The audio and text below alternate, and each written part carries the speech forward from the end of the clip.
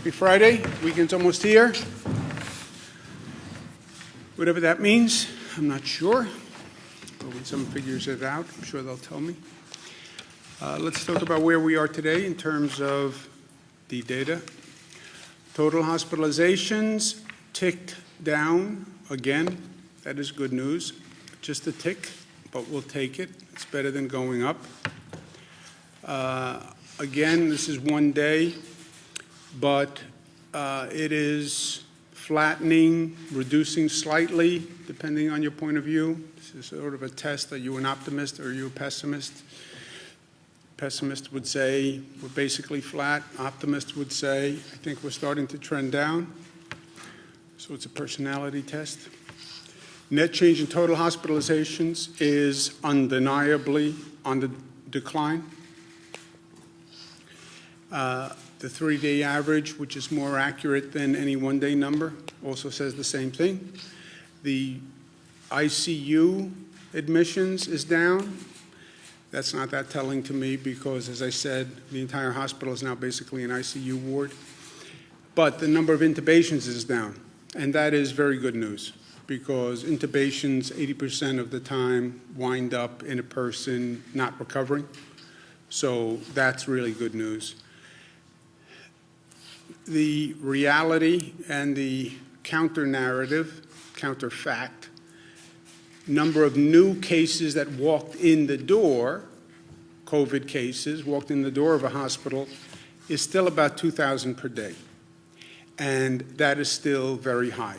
So that, yes, fewer people in the hospital, fewer people being intubated, but still 2,000 people walking in the door. And if you notice, it's hovered about the same rate for several weeks.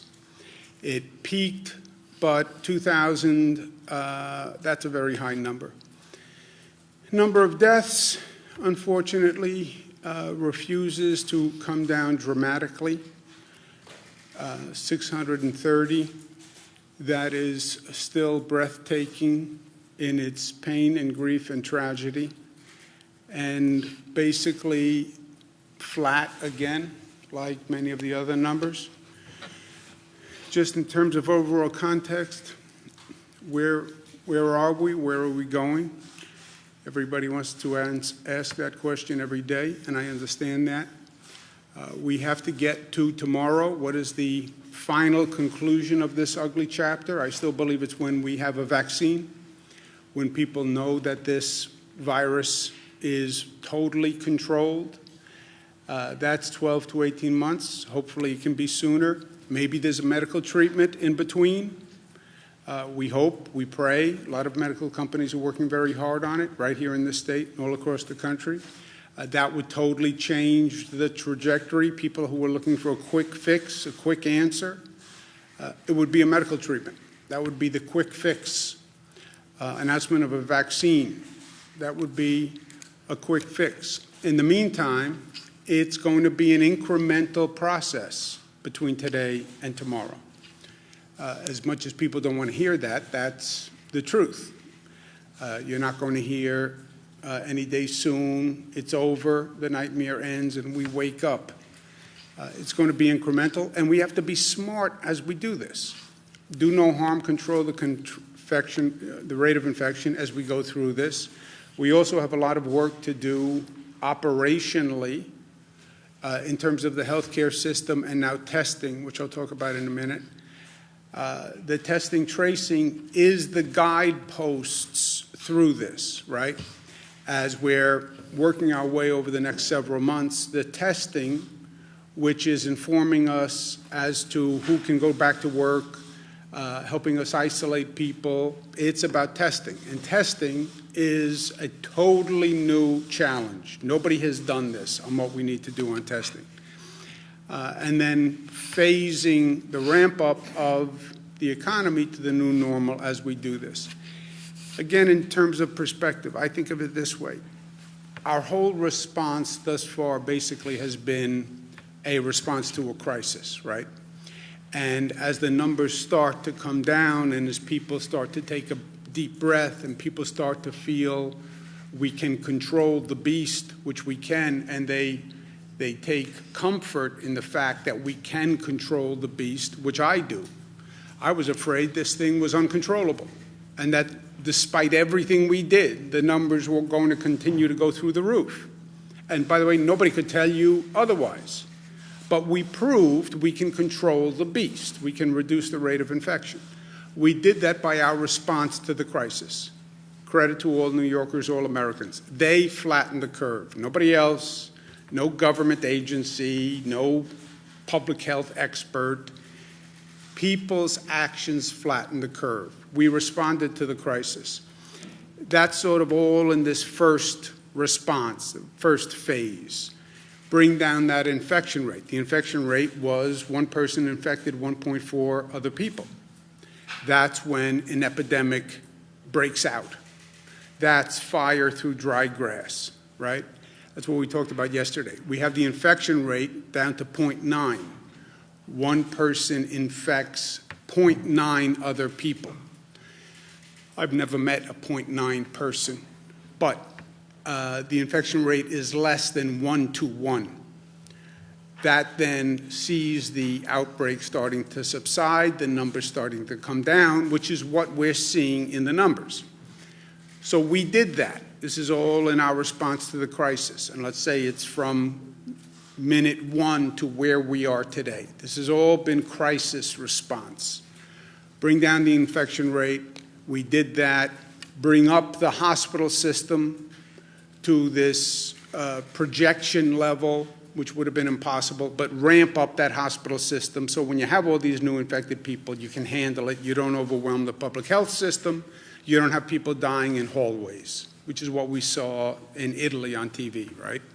That's all phase 1. That's critical response. Hurry up, get it done. Every day is vital. Drastic measures taken quickly in a coordinated way. That's phase 1. We're still in that phase because you still have 2,000 people coming in the door every day. So don't get cocky, don't get arrogant. We're in control. No, you're not in crisis because you can control the beast, but you're only controlling the beast because of what you're doing. That's where we are. We're starting to transition to another place. What's the other place? It's going to be the second half of this situation, which is unpausing, right? The situation we're in now is unsustainable. People can't stay in their homes for this length of time. They can't stay out of work. You can't keep the economy closed forever. You just can't. Society can't handle it, personally or economically. So now we're moving into another phase, which is this reopening phase. How do you plan the reopening? Nobody's ever done this before.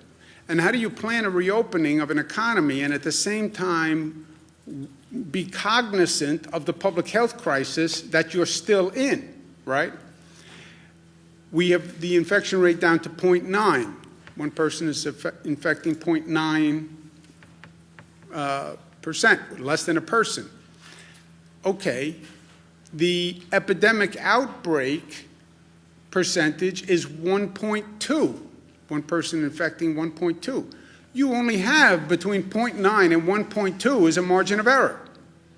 We have to reopen, we have to reopen, we have to reopen. Yeah, you only have a very slim margin to operate on. You open too fast, you bring people out too fast, you'll get to 1.2 in 3 days and we'll be right back to where we started.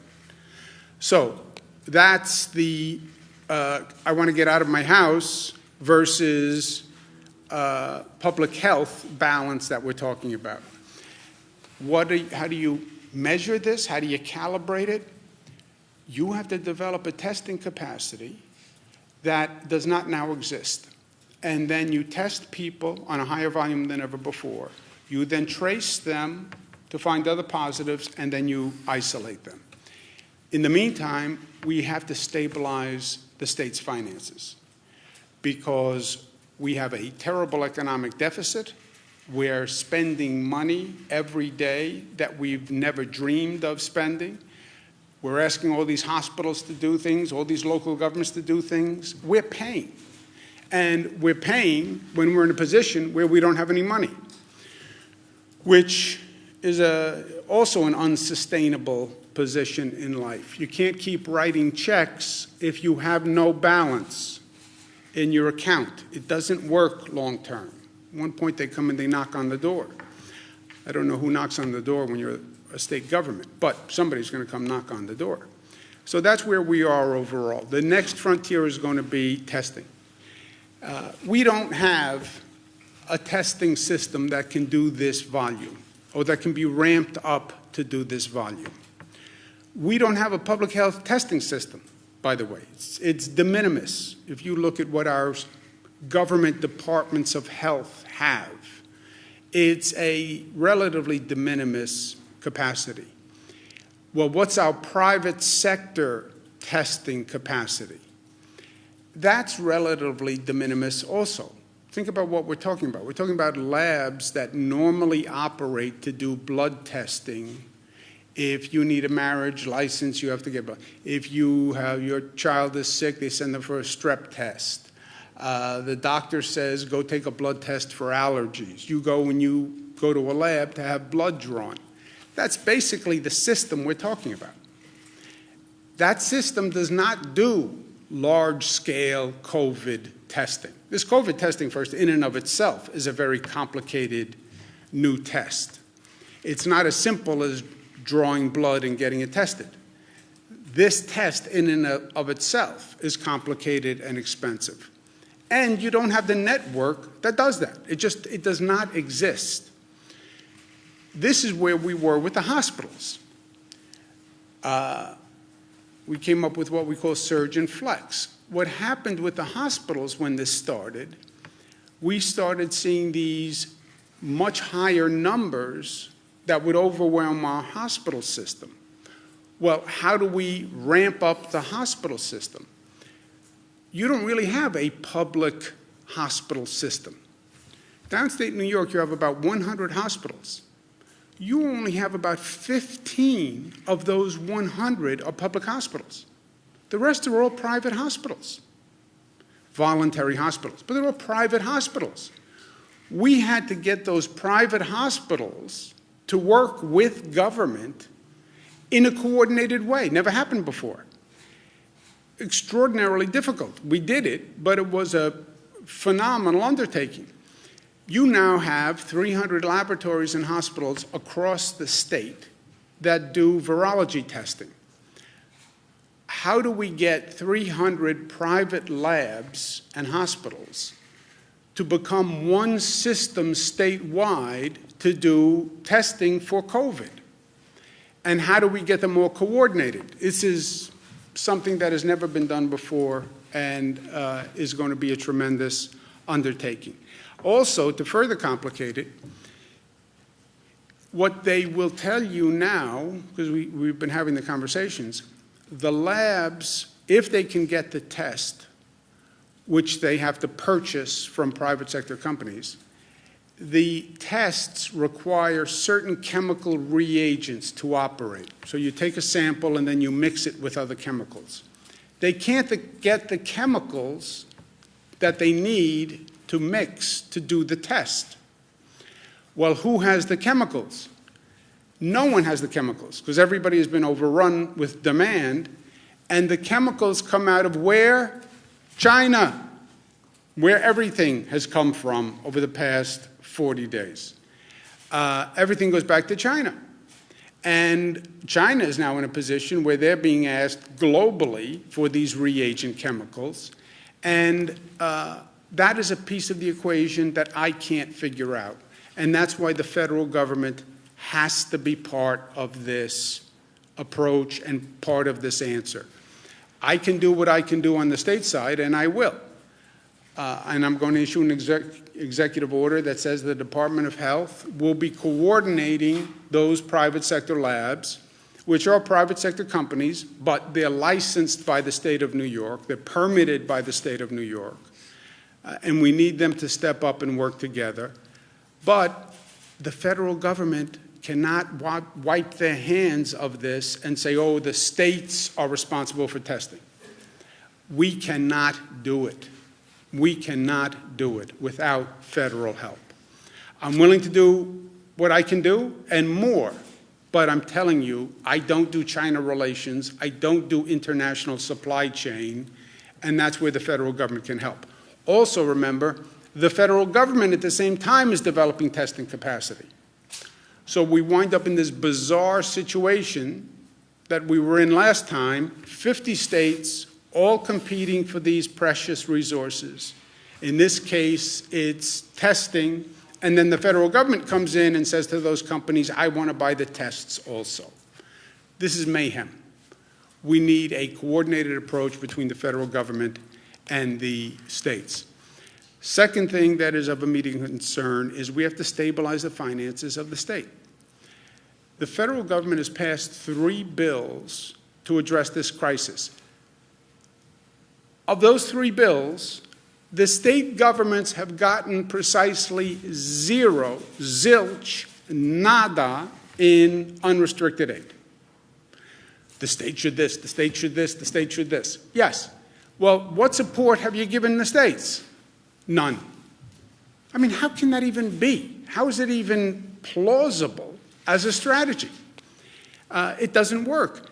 We need financial resources to stabilize the states, because when you starve the state governments, I still eat, Dr. Zucker still eats, but we can't fund schools, we can't fund hospitals, we can't fund small business, we can't fund all these extraordinary efforts that we're undertaking. It makes no sense. We need to support the states because the states are the ones who are doing this. Reopening is up to the states, right? That's the federal decree. It's up to the governors. The governors will decide. The states have to decide. Everyone is in a different position, and it's up to the states, which I agree. It also happens to be the Constitution. But put that aside. I also think it's the right approach. Okay, it's up to the states. But then don't ask the states, don't give them this massive undertaking that has never been done before, and then not give them any resources to do it. That's not how this is going to work. The expression, don't pass the buck without passing the bucks. A.J. Parkinson, Mark remembers him. Don't ask the states to do this. It's up to the governors, up to the governors, up to the governors. Okay, is there any funding so I can do these things that you want us to do? No. That is passing the buck without passing the bucks. Passing the buck, which is the opposite of the buck stops here. The buck doesn't stop here. I'm passing the buck, and I'm not passing the bucks. I'm not giving the financial assistance to actually perform the responsibility. So, last point is we go from today to tomorrow. But we talk about the new normal. This also has to be an opportunity where after this horrendous period that we have gone through on every level, after the exorbitant cost of this, the personal pain of this, the death of this, this has to be one of those moments in time when we look back where we say society transformed. It was a learning and growth and transformational period where growth and evolution was accelerated. Yes, society took a terrible blow, but it became a moment of reflection where all sorts of new reforms and innovations happened. That's what we have to do with this period when they look back at it. So our goal is not, let's get up and turn the machine back on and keep going the way we were. No. How do you make the changes now that you've been talking about in some cases for years, by the way, but you never had the political will to do it, or it was too hard, or it was too difficult, We talk about environmental changes that we're going to make, but we never really do it. We talk about issues of income inequality, but we never really get there. You know, we talk about changes to our public transit system, but it's too hard, it's too controversial. All right, well now you have an opportunity in this window to really make changes and reforms and improve things in a way you haven't. And by the way, if you went through this, and you went through this pain and aggravation and suffering, and you didn't learn, well, then shame on us. Then shame on us, because there are so many lessons to learn. And then you come back better than you were. 9/11, New York took a terrible beating. This nation took a terrible beating. We learned from it. We grew. We're better. 9/11 transformed the country. If I told you before 9/11 you were going to take off your shoes when you went to an airport before you could get on an airplane, and they were going to go through every bag and you would say, I'm never doing that. 9/11 said there's a different world. Look at all the security measures we now have post 9/11 that we would have never envisioned. We went through Hurricane Sandy. We didn't build back what was. You build back better than before. You take that moment, you learn that lesson, and you improve society. We have to do that here. And we have to do it affirmatively. It doesn't just happen. You have to say, we paused, New York pause. You paused. You reflect, you learn, you grow, and you move forward. Look at what we learned about the public health system. You know what we learned about the public health system? There is no public health system capacity. Hospitals had the number of beds they needed to operate. Well, what in case of an emergency? There was no emergency capacity in hospitals. Nobody had beds left empty. Oh, that wing is in case there's an emergency. Then we would use that wing. It didn't exist. Why not? Well, that's not what we did. So, how do you improve the public health system? How do you improve the emergency response? Well, we never had to deal with a pandemic before. By the way, what is a pandemic? Okay, well, now we did. And now let's learn. And how are we going to be ready for the next situation like this? Because there will be another. I don't know what it is. I don't know when it is. I don't know if this virus comes back in a second wave. But there will be something. And we have to be ready and better for it. And not just what you learned, but what have we been talking about doing that we should be doing that this is now an opportunity to do? We've been talking about reimagining the workforce and workplace. Does everybody actually have to drive into the office every day? Or did we learn that there are ways to telecommute and work from home where it's actually more efficient, it's actually more effective? What do we do about a transit system? And how do we make it safer? Not just the way we've been talking about, but also from a public health point of view. And how are we now smarter about public interactions? I can't tell you how many doctors now have come to me and said, you know, I said for years we shouldn't be shaking hands, that it's just a total way to transmit germs and viruses, et cetera. So how do we take this moment, since we are paused anyway, and actually come back smarter? I also believe it'll work. It's a moment of personal reflection, you know.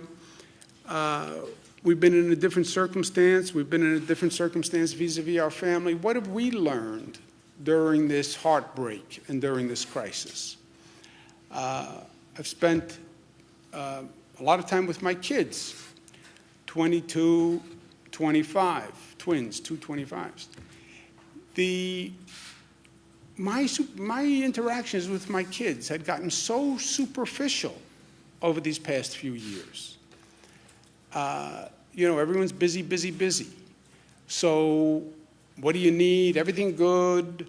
You need anything from me? When do I see you? I miss you. That was the same conversation, like over and over and over. Now I got time to sit with them and really have in-depth conversations that I hadn't had in a long time. And I'll tell you, one of the things I learned is I was missing a lot. You know, they're not 4, 5, 6, 7, 10 years old anymore. They're grown up, and they have complex lives and complex feelings and complex situations. And you don't understand that or get to appreciate that when all you say is, how's everything, anything you need, when do I see you again? You know, well, I was busy. It's my defense to myself. I was busy. Yeah, except that's not an excuse. And take a deeper reflection on what's important in life. And you can't have a real quality relationship with your child or another human being unless you take the time to get below that surface and really understand the person and really take the time to talk through what's going on. People don't work that way. They don't open up in a 4-minute conversation. So now I wind up in a situation where I have a couple of hours to talk to one of my daughters. And there's a whole person and life and nuance that's going on that, frankly, I had been oblivious to. I'm not going to let that happen again. I haven't been able to see my mother. She's a little older, and I see a lot of people. I'm exposed to a lot of people. I don't want to go see my mother because she's in a vulnerable population, and I'm out and about a lot. So it would be careless to go see her now. But I think about all the times I have said to her, she lives in Manhattan, she said, can you come over for a cup of coffee today? How many times I've said, yes, I'll come over for a cup of coffee, and then called back and said, I can't do it today. Next time. Why? Well, because something came up, I was busy, I didn't have the time. Wrong. That was more important than anything else. Sometimes you don't miss something until it's been taken away. And it made me rethink what was important and what I had been missing. And I'd been missing a lot because all this, we're all busy. Yeah, what does it mean at the end of the day? You know, what were you really busy with, and did it matter? So I know that I've learned a lot on a personal level. But we may be more physically distant for the foreseeable future. The key is to be more connected individually, more connected as a society, more connected as a community. And that's what we're going to do.